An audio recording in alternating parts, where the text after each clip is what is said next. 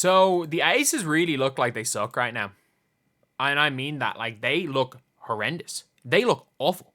They look absolutely awful.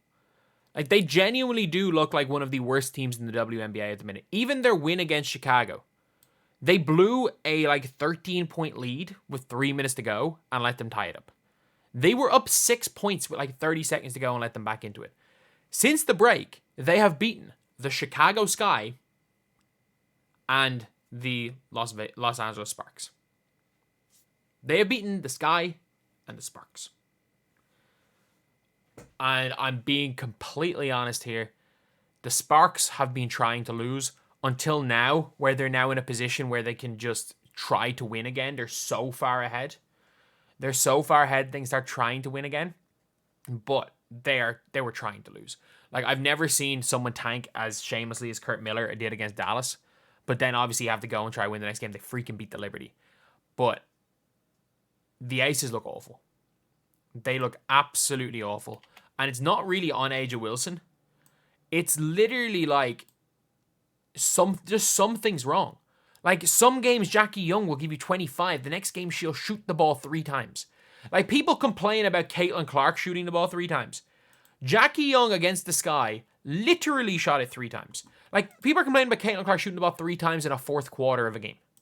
Like, she'll go and shoot the ball 3 times in the fourth, and everyone loses their damn minds because they think it's the apocalypse is coming. Jackie Young, who people will want to be on an all WNBA team, shot the ball 3 times against the Sky in a game they nearly lost. Chelsea Gray is not Chelsea Gray. And by the way, it is incredibly impressive what Chelsea Gray is doing. And what I mean by what Chelsea Gray is doing is being a competent point guard while being clearly injured. Like, obviously, Chelsea Gray, when she was injured in college and stuff, she has a weird running style. And then you add a foot injury to a weird running style, and she actually just can't move anymore. Like, it's not even funny. She gets targeted on defense every possession, but on offense, she's actually pretty good. Like, you can see, but there are games here where you can see against Dallas, 2 assists, 1 turnover. Yeah, she had 7 and 0 against the Sky. Everyone got to be shouting point guard. 3 assists, 3 turnovers, 4 assists, 5 turnovers. Like, since the break, she has had equal assist to turnovers twice. She has not had over 7 assists. She has the ball in her hands a lot. She really does. And like, field goal percentage is 3 of 12 in the game against the Sky, 1 of 7 against the Lynx. Yeah, there's a few games she's shooting okay, but it's such a small sample size. And again, 1 of 4. She was 2 of 9 from 3, which in fairness is actually not the worst percentage in the world. I've seen Caitlin Clark do that, but these are all on wide open catch and shoot shots. She is, at this point in her career, a below average WNBA point guard. And you might be saying, oh, what do I mean below average? As of right, at this moment in time, Lindsay Allen is playing better than her, and I've called Lindsay Allen the worst starting point guard in the W. Jordan Canada, at this point in time, is better than Chelsea Gray. I'll give Chelsea Gray over Sloot. Sloot, she's not better than Tash Cloud. She is not better than Courtney Williams. She's not better than Sykes, who's currently playing the 1. She's, as of right now, not better than Lindsay Allen. She's a better player, but not playing better. The Sparks point guard, Odyssey Sims or Crystal Dangerfield, not as good as Odyssey Sims the minute, not as good as SDS. I don't know. She's better than JC Sheldon, I guess, and maybe not as good as Ty Harris the minute. Like, that is the level that she's playing at, and again, she's just injured. You've got Kelsey Plum, who has been terrible this year, and the worst part is that if you want to look at Kelsey Plum's stats, you're probably thinking, like, she's had a really good year. Because if you're looking, there's some games she's good, and it's just when she's getting her buckets, like, she'll go and give you 14 and a quarter and not score for the rest of a game. 8 of 70 and 4 of 10, 9, 16, 6, 13. Like, she's averaging 70 and 4 assists. Her stats look so much better than she's actually playing, and she's playing negative defense. She's making Caitlin Clark look like a lockdown defender. They've just stopped playing Kate Martin, who was like a perfectly good connective piece. Like, Kate Martin, you're seeing that she hasn't played since the Chicago game. I think they might have only played once since then. But like 3 minutes, 2 minutes. She hasn't scored. She's taken 2 shots since the Olympic break. Guys, Kate Martin was giving you 18, like 14 to win, 21 to win, 22 to win, 26 in a win. She was a important role player for this team. She was playing between like 8 to 15 minutes a night, depending on the game, when they were winning games.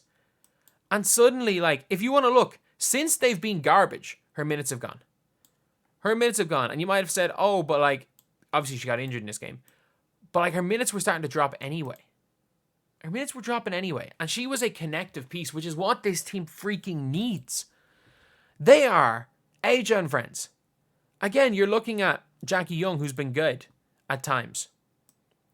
Jackie Young, 3 field goal attempts, 11 field goal attempts, 3 of 12. 3 of 12, 3 of 11. 12, 10 points. Yeah, she was good in this game. She was great against the Minnesota Lynx in a loss. Tiffany Hayes is a good bench player. Megan Gustafson, better than Kia Stokes. Not great, but better than Kia Stokes. I guess. Like, not a brilliant player. But it is Aja and friends. And, like, I don't know. Like, Aja Wilson is dominating against garbage teams. And they're still losing some games. Like, she's not dominating against the good teams. She's playing fine. She is not dominating. She hasn't hit a 3-pointer since the break. She's, in fairness, 16 to 22. Like, she is going to win the MVP. It's not going to be unanimous. At least one person's going to vote for Fee Collier. But, like, she's putting, I hate saying this, she's putting up a lot of borderline, it's not empty calories. Because it's like, it's genuinely like Becky Hammon is doing an equivalent of Teresa Weatherspoon. We're cool losing games, get her a unanimous MVP. Where it's like, let her shoot the ball 28 times in a game against the Sky and score 20 points. Like, it's give the ball to Aja and pray. That is their tactic, is give it to Aja and pray. And like that, some of that has to be on coaching. And this is Becky freaking Hammon. This is Becky Hammon, who was nearly getting NBA coaching jobs.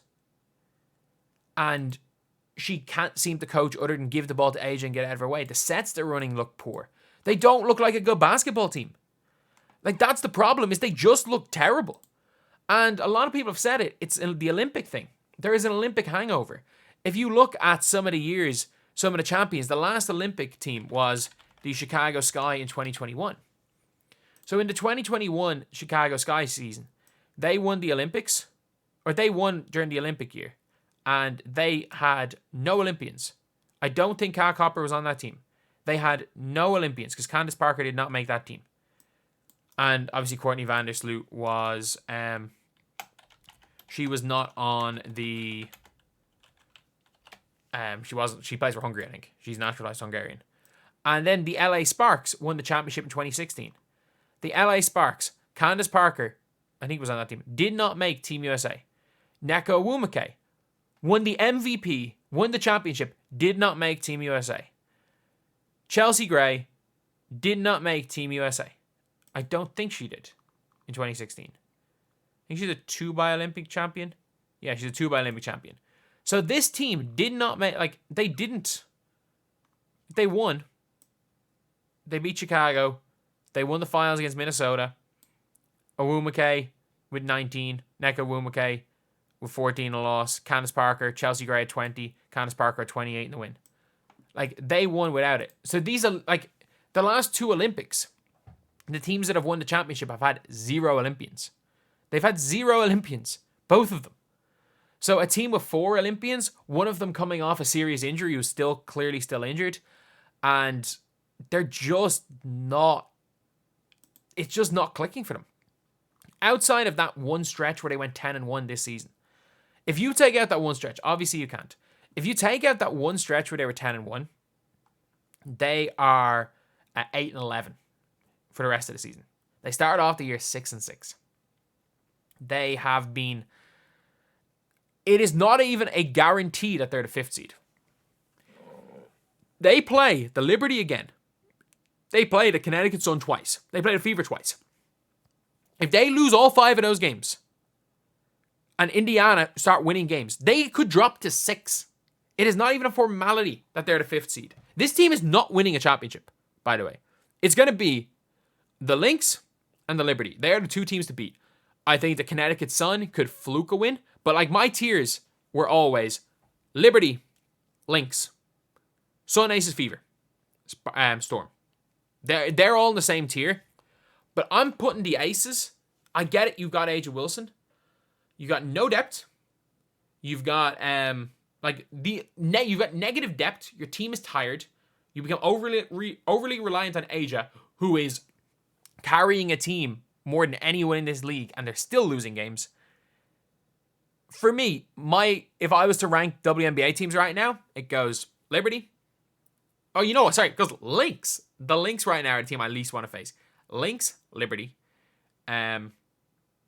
Connecticut, Lynx, Liberty. I still like Seattle. I'll go Seattle. I'll go Connecticut. I'll go Indiana. I'll go Vegas. I'll go Phoenix.